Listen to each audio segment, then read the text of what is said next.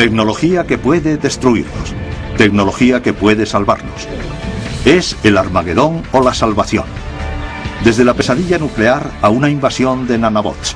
Desde el calentamiento global a la energía limpia e interminable. Ahora, tecnología para el día del juicio final en Maravillas Modernas.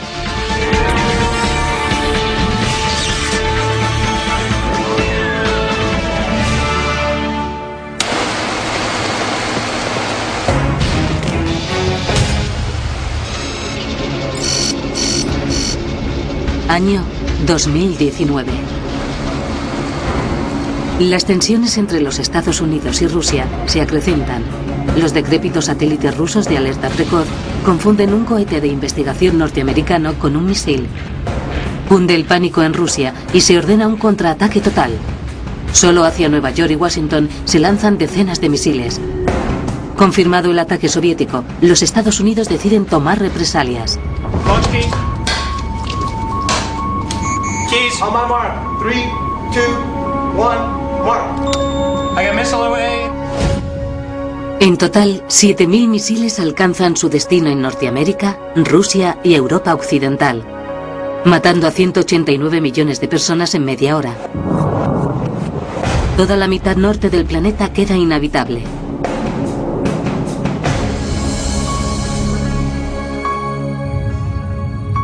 La vista desde aquí arriba siempre es un bello recordatorio de lo frágil y única que es la vida en el universo. Y el hecho de que podamos disfrutar de esa ventaja es testimonio de algo más. Del increíble nivel de progreso tecnológico que los humanos hemos alcanzado en muy poco tiempo.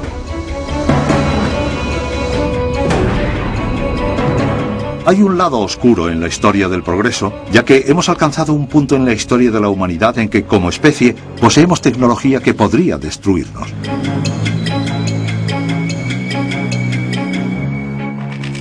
Siempre hemos vivido en un mundo peligroso, pero hasta ahora los peligros provenían de la naturaleza. Inundaciones, suciedad, terremotos, epidemias, etc.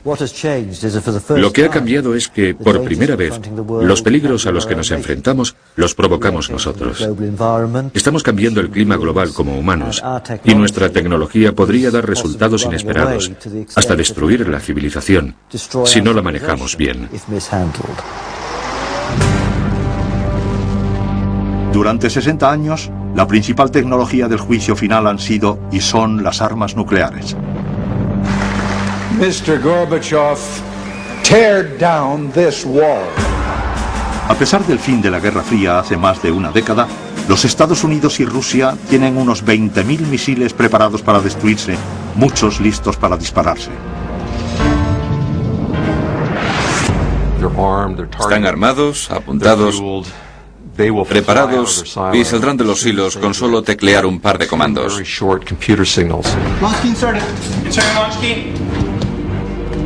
La magnitud de la amenaza surge de una realidad inmutable.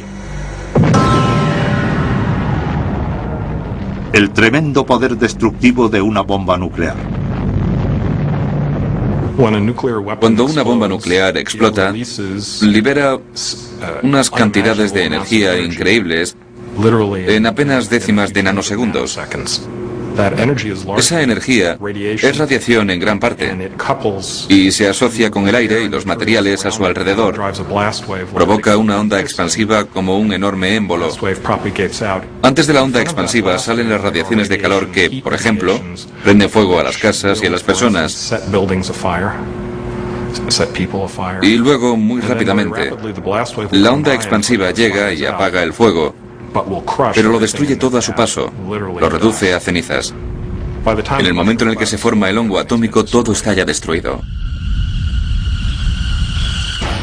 Si el nacimiento de la tecnología del juicio final se pudiera determinar en un solo momento, sería una preciosa mañana de verano el 6 de agosto de 1945.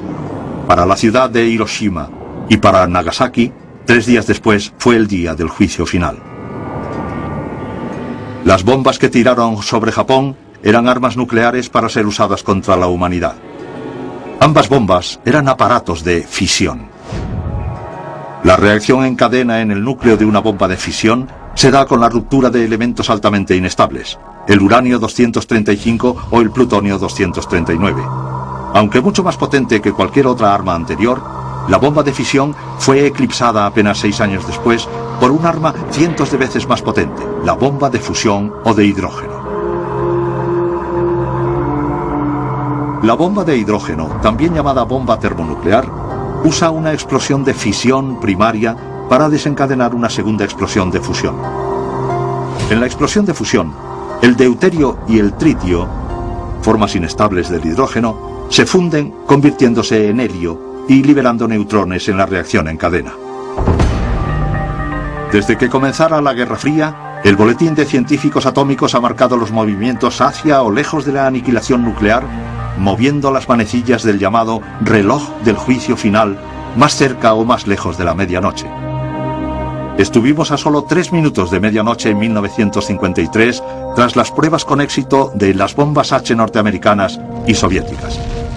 Con la invención de la bomba de hidrógeno, la capacidad de matar con armas nucleares aumentó rápidamente y con una variedad aterradora. Teníamos armas nucleares en bombarderos a los que avisaban los aviones que rondaban el globo 24 horas al día. Si se unía eso a la postura que nosotros y luego los rusos adoptamos de lanzamiento previo aviso, en que no hacía falta esperar a que se diera un ataque nuclear, sino que se lanzaban las armas cuando avisaban de tal ataque porque no se podían permitir estar equivocados, eso incrementó drásticamente los peligros a los que nos enfrentamos.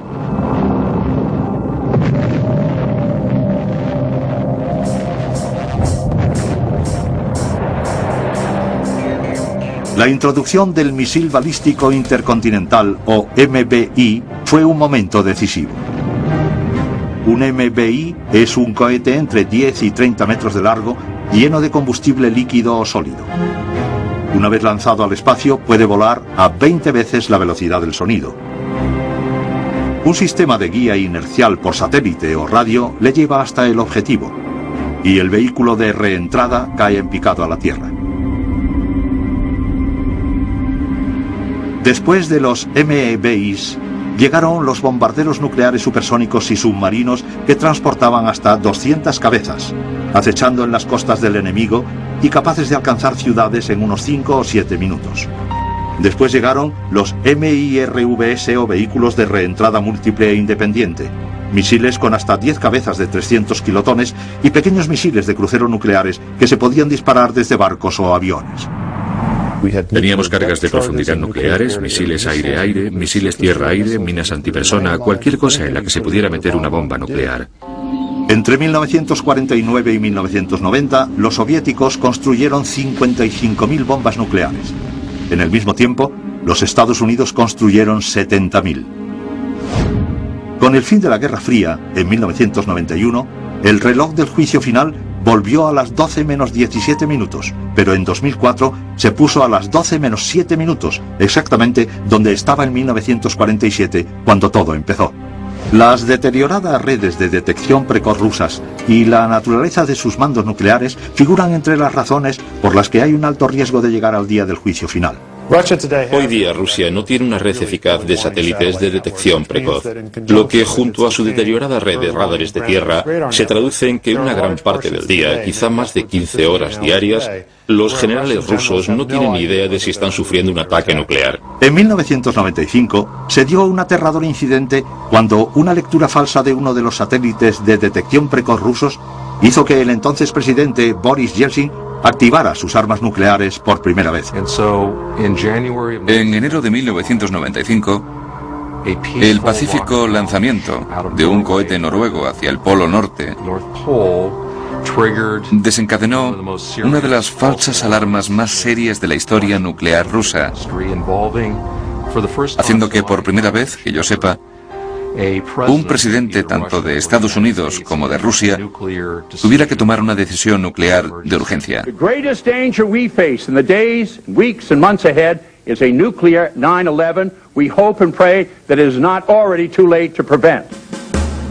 Hoy en día, Rusia también lucha por controlar sus 1000 toneladas de uranio altamente enriquecido, o HEU, y 170 toneladas de plutonio. Suficiente material físil para fabricar decenas de miles de armas nucleares. El ranking member del Comité de Asuntos Exteriores se ha referido a la situación como una especie de mercado nuclear. Es decir, si quieres ir allí, si quieres conseguir un arma nuclear, allí debes ir. Hay 18 casos confirmados, casi todos en la antigua Unión Soviética, de robos de HEU o plutonio desmantelados por las autoridades. ¿Por qué es erróneo pensar que todo está protegido? Primero, porque el mismo ejército que está protegiendo esto casi se está descomponiendo. La pobreza y la corrupción en Rusia florecen, así que es imposible descartar a los elementos corruptos del ejército que podrían estar vendiendo armas.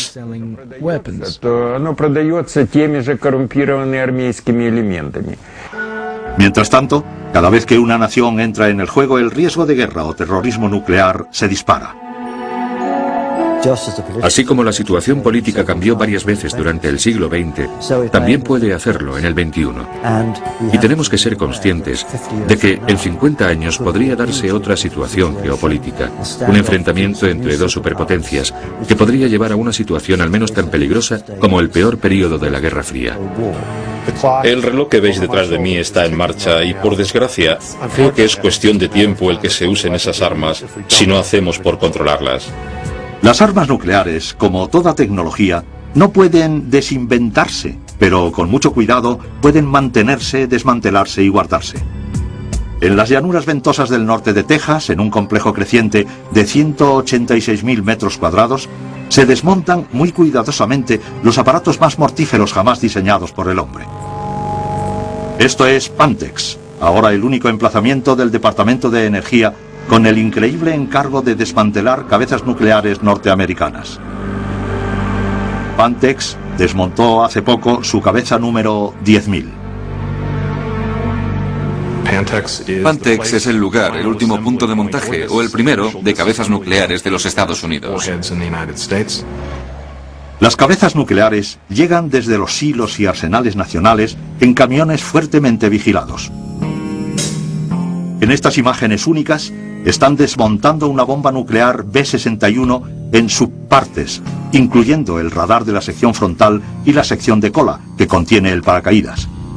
Se sacan instrumentos electrónicos muy valiosos y se reutilizan si es posible, y se rescatan metales preciosos.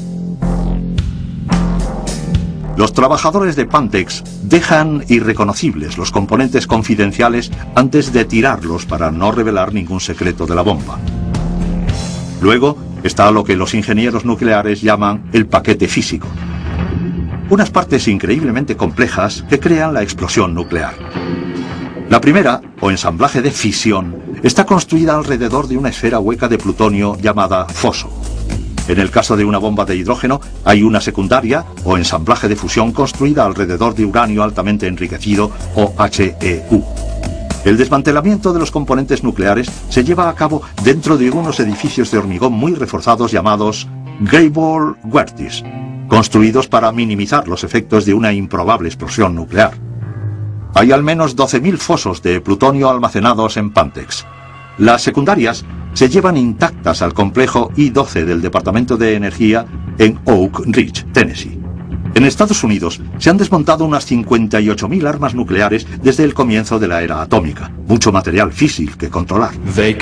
Controlan el plutonio y el uranio hasta el último gramo. Hace que Fort Knox parezca el bar de la esquina. Es decir, que vigilamos esto mejor que el oro. Y hay que dar cuenta de cuando algo se mueve de un lado de la estantería a otro. Esos movimientos se controlan. Los Estados Unidos también trabajan en el perfeccionamiento de la integridad de las armas nucleares en su arsenal. Esta enorme pistola de aire comprimido del Laboratorio Nacional Lawrence Livermore dispara un pequeño proyectil en una muestra del llamado explosivo muy insensible. Es un explosivo no nuclear que se coloca alrededor del foso en un arma nuclear. La cubierta del arma se coloca en una cámara de acero para contener la metralla que pudiera crearse con el impacto.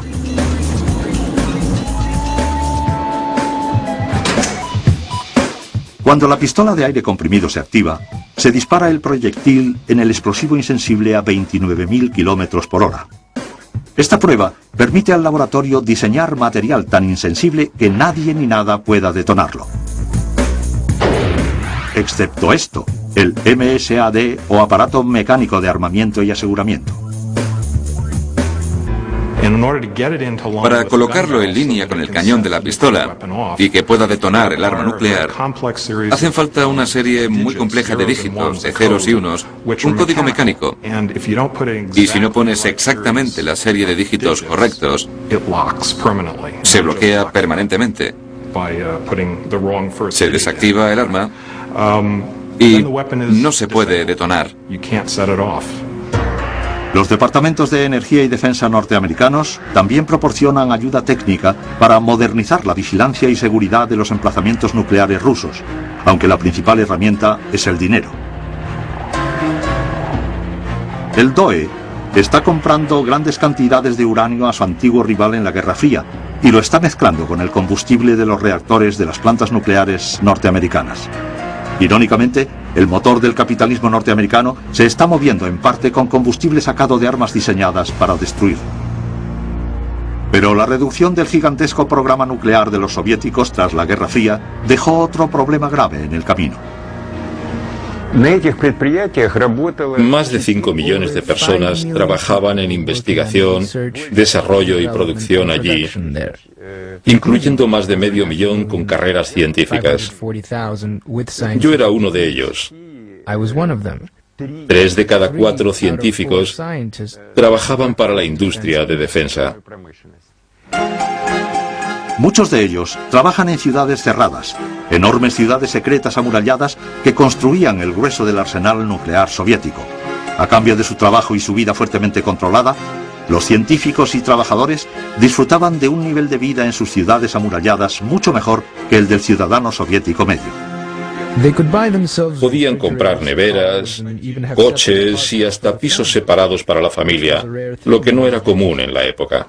Así que el reto principal hoy en día es proporcionar a esos científicos e ingenieros de talento trabajos y sueldos para asegurarse de que no se ven tentados a vender uno de los elementos más importantes de un arma nuclear, el conocimiento. Solo esperamos que el problema de las ciudades amuralladas se resuelva sin fugas de cerebros, que se conserve lo que haya y que se conviertan en centros científicos civilizados. Si un arma nuclear cae en malas manos, la siguiente línea de defensa para prevenir un 11S nuclear es la tecnología de detección. Este laboratorio, por ejemplo, ha distribuido equipo de detección de radiación dirigido específicamente a detectar materiales de ensamblaje de un arma nuclear. Se han distribuido ese tipo de monitores portales o de puerta por los Estados Unidos y las fronteras nacionales. Otros científicos creen que la mejor forma de controlar el material nuclear suelto es acelerar el proceso de desmantelamiento de los arsenales mundiales. La forma de reducir las armas rusas es reduciendo las armas norteamericanas en colaboración con Rusia, cambiando los incentivos para que los países no alberguen material nuclear y reduciendo el número de potencias nucleares del mundo. Desmontar esos aparatos del juicio final para siempre es el sueño de cualquiera que aprecie la vida en el planeta. Y hará falta más que tecnología para olvidar la era de las armas nucleares. Se necesitará un nivel sin precedentes de cooperación internacional. Pero incluso aunque consigamos desactivar la amenaza nuclear, quedan otras tecnologías que usamos a diario que amenazan nuestra supervivencia.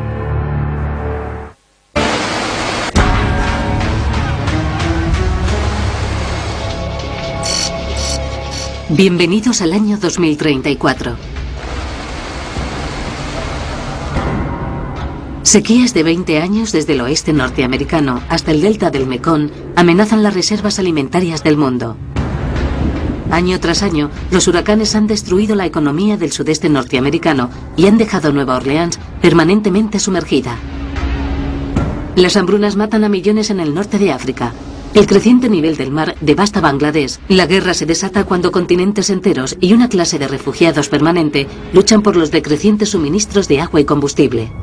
Una horrible visión, pero bastante posible, hasta la naturaleza y el alcance de uno de los mayores problemas del siglo XXI, el calentamiento global.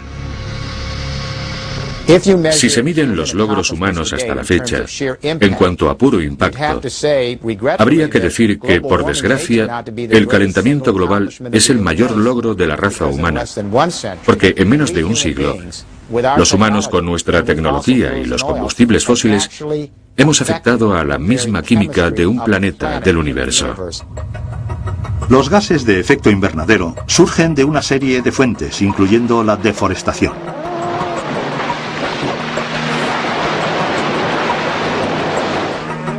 Y el metano liberado por la agricultura. Aunque la gran mayoría de científicos echan la culpa directamente a la tecnología de energía basada en hidrocarburos. Basándose en pruebas como el análisis de anillos arbóreos o las muestras de hielo, que ofrecen lecturas de carbono atmosférico y temperatura de hasta hace 400.000 años, dos hechos son claros. La temperatura de la Tierra está subiendo a la mayor velocidad registrada en 15.000 años y hay más dióxido de carbono en la atmósfera de lo que ha habido en 45 millones de años. Muchos científicos consideran que la conexión entre el exceso de carbono y el calentamiento global no tienen discusión. Cada vez más científicos llegan a la conclusión de que no solo hemos aumentado los gases de efecto invernadero más allá de los niveles naturales, sino que ahora lo vemos reflejado en un aumento de la temperatura. Los gases de efecto invernadero atrapan el calor que se irradia desde la Tierra y esa capa aislante proporciona calor para la vida en la Tierra. El exceso de estos gases hoy en día está sobrecalentando el planeta. El consenso ha llegado a lugares sorprendentes, incluyendo compañías petrolíferas. El exceso de carbono en la atmósfera, que está llevando al calentamiento global, proviene de muchas fuentes. La principal es la actividad humana quemando combustibles fósiles y el uso de carbón, gas y petróleo. El petróleo, el carbón y el gas natural constituyen el pilar del mundo moderno. Los combustibles fósiles son preciados por su abundancia, su facilidad de extracción y su capacidad para generar calor. El proceso básico consiste en convertir el carbono y el hidrógeno de esos materiales en CO2, en agua y calor. Así que se libera carbono en el aire mientras se libera esa energía. Posiblemente ninguna otra tecnología haya cambiado el mundo tan rápida y completamente. Ese increíble ritmo de cambio ha hecho de los combustibles fósiles una tecnología del día del juicio final. Un mundo arrasado por sequías, inundaciones y huracanes. Perspectivas potenciales del calentamiento global que el Pentágono analiza como auténticas amenazas. Nos pidieron que imagináramos un cambio climático brusco y que viéramos qué consecuencias podría tener en la seguridad nacional de Estados Unidos. Lo que he descubierto es que la gente lo está leyendo en todo el Pentágono y se lo están tomando en serio.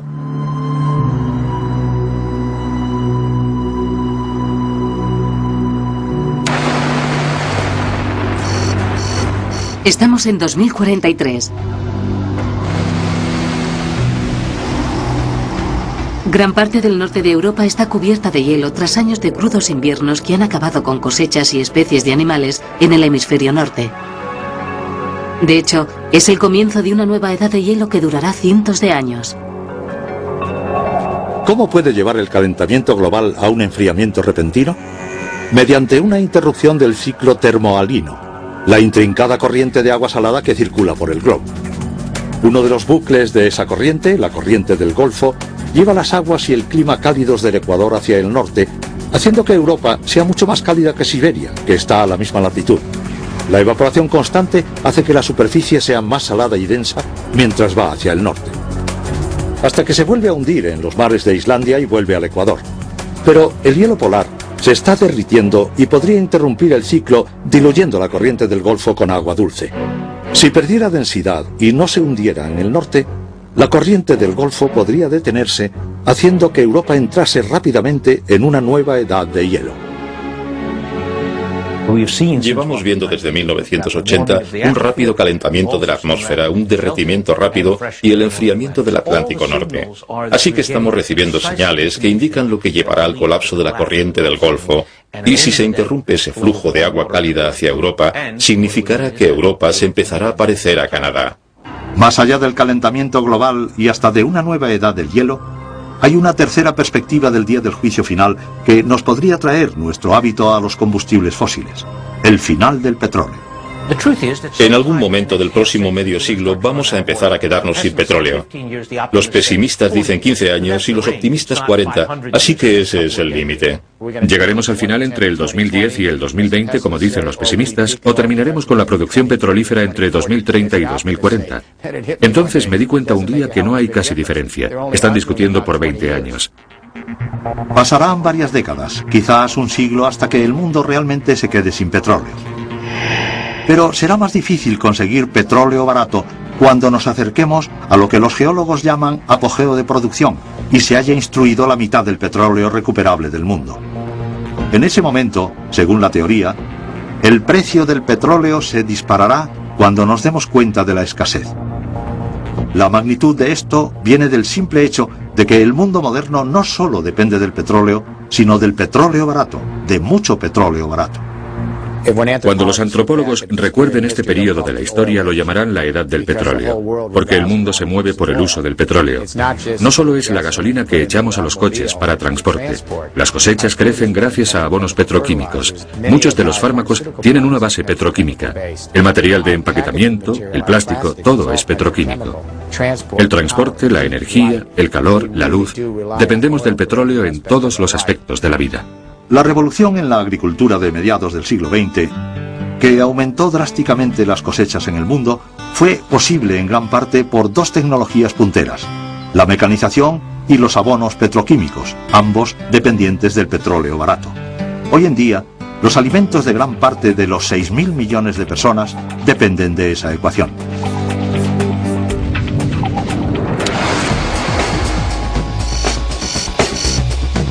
Año 2019. El precio del barril de petróleo es de $425. Se asienta una depresión global. Gran parte del mundo en desarrollo se tambaleará entre el colapso económico y los desastres naturales relacionados con el calentamiento global. Los países que simplemente no se pueden permitir una fuente de energía a tal precio tendrán muchas desventajas. Así que habrá una separación entre los que tengan y los que no, hasta el punto de que será peor que ahora. El resultado serán los conflictos.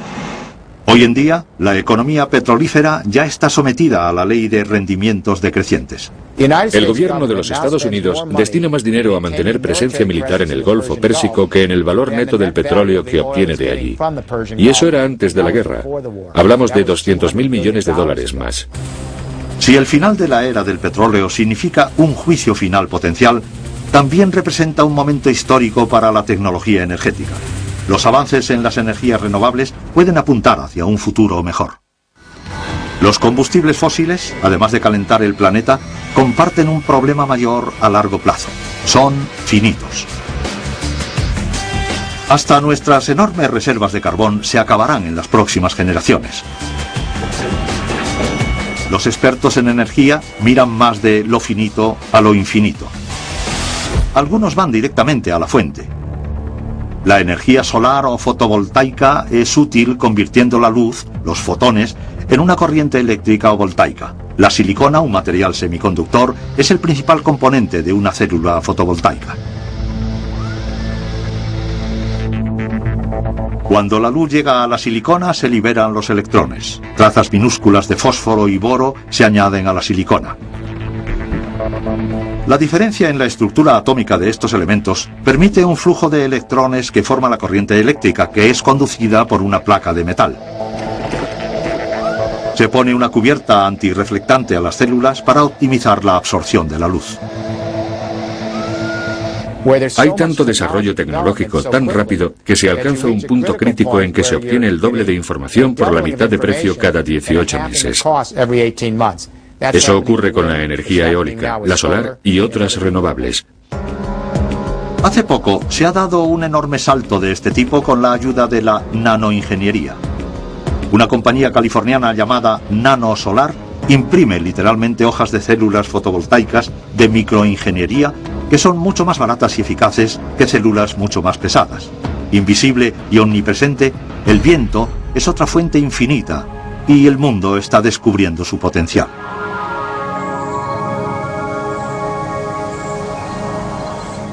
Si consideras los Estados Unidos desde Dakota hasta Texas, hay potencia eólica para suministrar energía a todo el país. Hay suficiente energía en el viento en todo el mundo, en tierra, en lugares donde el viento tiene suficiente velocidad para producir toda la energía, no solo eléctrica, sino toda la energía multiplicada por 10. La energía eólica es una tecnología excelente y no solo porque no emite dióxido de carbono, sino porque tiene el coste más factible de las renovables. De hecho, el precio de esta energía, entre 3 y 4 céntimos por kilovatio hora, ya es comparable al de un nuevo carbón o gas natural. Una clave para la energía eólica es la localización de vientos de alta velocidad en montañas, llanuras y en la costa, aunque dentro de esta dinamo de alta tecnología se encuentra un diseño aparentemente simple. La zona de barrido o el diámetro de las palas determina cuánta energía extrae la turbina del aire. Estas, hoy en día, son enormes estructuras compuestas de fibra de vidrio, parecidas a lo que se usa en los barcos grandes, que es lo que captura el viento. Las partes de eso también son bastante complejas en cada pala, porque no solo gira, sino que entra y sale del viento para poder manejar parte de las corrientes de aire y los distintos tipos, las condiciones de poco viento, las de mucho viento, y optimiza las corrientes en la dinámica. El enorme potencial de la energía eólica no ha escapado a la atención de General Electric. Aquí, cerca de la costa irlandesa, se ha asociado con una compañía irlandesa llamada Airtricity para construir una granja eólica compuesta por nuevas megaturbinas gigantes. Desde la base de la torre de acero tubular a la punta de la pala, las turbinas tienen más altura que un edificio de 30 pisos. Tiene que afianzarlas en el lecho marino con un martillo hidráulico. Las turbinas que vemos detrás de nosotros tienen 3,6 megavatios, lo que significa que son capaces de suministrar electricidad a unas 3.000 viviendas. Dinamarca ya obtiene el 25% de su electricidad de la energía eólica. Con España y Alemania, siguiéndola de cerca, en el 2050, Europa espera poder obtener la mitad de su energía del viento. Hay otras tecnologías audaces que ayudarán a reducir nuestra dependencia de los combustibles fósiles, incluyendo coches híbridos más eficaces, energía mareomotriz o energía geotérmica. Generar electricidad sin hidrocarburos será una tarea titánica. Almacenar la energía para una red fiable y usarla para abastecer millones de vehículos presenta un reto mayor. Bueno, hay una alternativa, el hidrógeno. Es el elemento básico del universo. Es lo que tienen las estrellas. Es el elemento más ligero que existe. Es omnipresente. Y cuando se quema hidrógeno, solo se obtienen dos subproductos, agua pura y calor. También se puede quemar mucha rueda, como demuestra el BMW H2R impulsado solo por hidrógeno. Ya llamó la atención en el año 2004 cuando alcanzó una velocidad de 302 km por hora. Y en contra del mito popular, los tanques de hidrógeno no son un Hindenburg latente. Las pruebas de choque han demostrado que los tanques del H2 son tan seguros como los de gasolina. Pero el hidrógeno, como la electricidad, es un conductor de energía, no una fuente. Extraerlo requiere de bastante energía y dinero. El método limpio de extracción de hidrógeno utiliza electrólisis. Se hace lo mismo que hacías en el laboratorio del instituto. Se pasa la electricidad por agua y sale oxígeno e hidrógeno. Muy fácil, es el único subproducto. Dejas que el oxígeno se libere y capturas el hidrógeno y ahí tienes el combustible. El hidrógeno también se puede almacenar líquido, gaseoso o sólido. Y se puede utilizar para producir electricidad en células combustibles, por lo que tiene el potencial de reemplazar a la gasolina con combustible limpio y de reemplazar la red energética que no puede almacenar electricidad con fuentes energéticas descentralizadas móviles. Con la economía del hidrógeno o no, el potencial combinado que el calentamiento global y el fin del petróleo barato provoquen El juicio final seguramente relanzará una fuente de energía fiable pero controvertida, la fisión nuclear. Yo creo que veremos un giro completo en la actitud general hacia la energía nuclear, porque la alternativa es el carbón, y lo que veremos será un aumento drástico en el número de centrales nucleares en el mundo. Los científicos siguen persiguiendo el sueño de la fusión nuclear, tanto fría como caliente. Si se puede hacer práctica, la fusión podría ser una fuente energética limpia, sin límite, que podría salvarnos, aunque solo fuera una de las muchas paradojas de la tecnología del día del juicio final, el átomo. La fusión fría, una vez desacreditada, se ha ganado un renovado interés gracias a unos experimentos del SRI International, donde un láser de baja energía irradia una barra de paladio sumergida en un electrolito de agua fuerte de deuterio. La reacción genera helio, liberando 30 veces la cantidad de energía invertida. Es decir, prueba de una ganancia energética neta, la fusión a temperatura ambiente. La razón de más peso para considerar la fusión de cualquier tipo es que el deuterio, que es el combustible en los procesos de fusión, se puede obtener del agua de mar. De hecho, hay suficiente deuterio en 4 litros de agua de mar para que, si se convierte en energía con un proceso de fusión, 4 litros de agua de mar, en su estado natural, tiene 30 veces la densidad energética de 4 litros de gasolina. Sea cual sea el camino que elijamos, reemplazar nuestro hábito energético actual será una de las mayores empresas que lleve a cabo la civilización. En el siglo XXI, los robots grandes necesitan tecnología pequeña, como la nanotecnología. Pero cuando la nanotecnología se une a la robótica, algunos dicen que por ahí llegará el día del juicio final. Superordenadores, robots, cyborgs, androides, estas máquinas inteligentes de ficción o reales, llevan tiempo incomodando las mentes de la especie que las creó. Una máquina que se vuelve contra los humanos sería una tecnología del día del juicio final cruel. Nuestro miedo a que tal día llegue puede aumentar cuando los ordenadores y los robots parezcan más humanos y los humanos parezcamos más máquinas. Tendremos sistemas no biológicos muy potentes que tendrán la sutileza, agilidad y poder de reconocimiento de la inteligencia humana, combinado con la capacidad de compartir el conocimiento instantáneamente, pensar mucho más deprisa y más precisamente, aunque no va a ser un rival, como una invasión de inteligencia alienígena viniendo por el horizonte, sino que surgirá de nuestra civilización y nosotros nos uniremos literalmente a esta tecnología. El miedo ancestral a que las máquinas sean mejores que los hombres ha resurgido, esta vez debido al campo vanguardista conocido como nanotecnología. La nanotecnología es cualquier cosa a escala nanométrica. Es 10 elevado a menos 9 metros, o cerca de 1 milésima parte de un pelo humano. Llamada producción molecular o tecnología atómica, la nanotecnología es básicamente la producción con materiales diminutos hasta del tamaño del átomo. Puede crear materiales superfuertes y hasta diminutas máquinas que fabricarán más maquinitas en cadenas de montaje nanométricas. Las aplicaciones positivas de la nanotecnología apenas tienen límites. La reciente introducción del nanoníquel podría reducir el coste del combustible de transporte en un 75%. Nuevos aparatos detectan agentes de guerra química usando partes montadas a nivel molecular. La nanomedicina es especialmente intrigante. En el próximo periodo habrá algunos trabajos muy emocionantes con nanopartículas, cubriendo la mitad con oro, colocando una molécula funcional en el otro lado y mandándolo a un sistema biológico como esta molécula de aquí, vinculada al cáncer. Creo que antes de que me mueran los cirujanos ya estarán inyectando diminutos nanosistemas en el cuerpo para reparar tejidos, células y moléculas. Cualquier tecnología con este poder tiene que tener sus inconvenientes, y hasta los que proponen la nanotecnología advierten de sus abusos potenciales. El miedo tiene que ver con el futuro de las nanomáquinas o nanobots, específicamente con los nanobots autoduplicadores.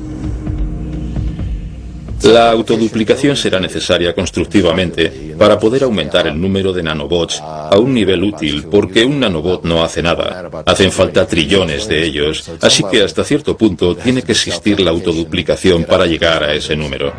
Los críticos, que van desde el fundador de Sun Microsystems, Bill Joy, hasta el príncipe de Gales, advierten de la perspectiva del día del juicio final. Año 2046. Como práctica común, se liberan miles de millones de nanobots diseñados para consumir hidrocarburos para absorber un vertido en la costa de Luisiana. Pero los nanobots, por un error de programación, empiezan a devorar toda forma de vida basada en el carbono. Y mientras se autoduplican exponencialmente, reemplazan toda materia con copias de ellos mismos. En pocos días el mundo queda reducido a polvo. Esta perspectiva se ha llamado la masa gris. Es lo mismo que vemos en biología, donde hay virus, bacterias o células cancerígenas que se duplican.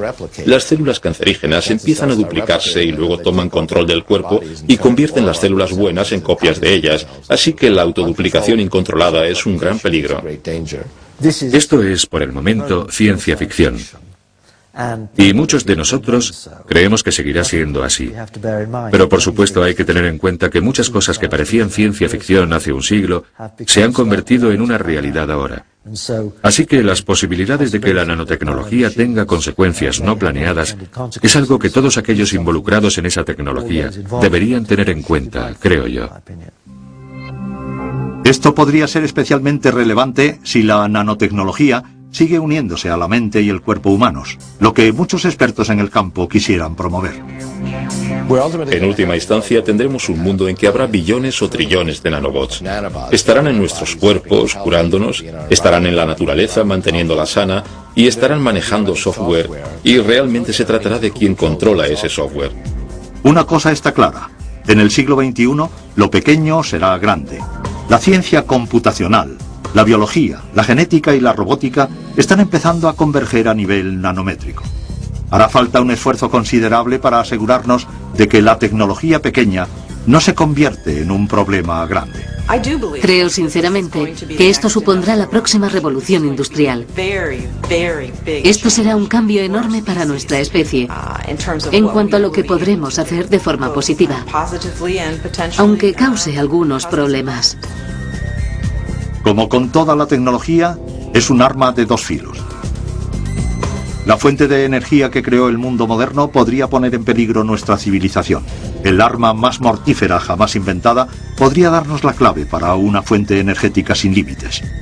Las tecnologías futuras más emocionantes son también las menos predecibles. Lo que estamos viendo en este siglo son nuevas tecnologías que suponen grandes riesgos y grandes oportunidades. Tenemos que asegurarnos de que aprovechamos esas oportunidades y evitamos los riesgos del mal uso. Y los riesgos son grandes, porque ahora una sola persona está adquiriendo la cantidad de poder que era la prerrogativa de una nación hace 50 años. Hemos conseguido evitar el día del juicio final hasta ahora, pero el hecho de que realmente tenemos el poder de provocar nuestra desaparición debería detenernos. En nuestra interminable búsqueda del conocimiento, también necesitaremos la sabiduría para recordar la situación general.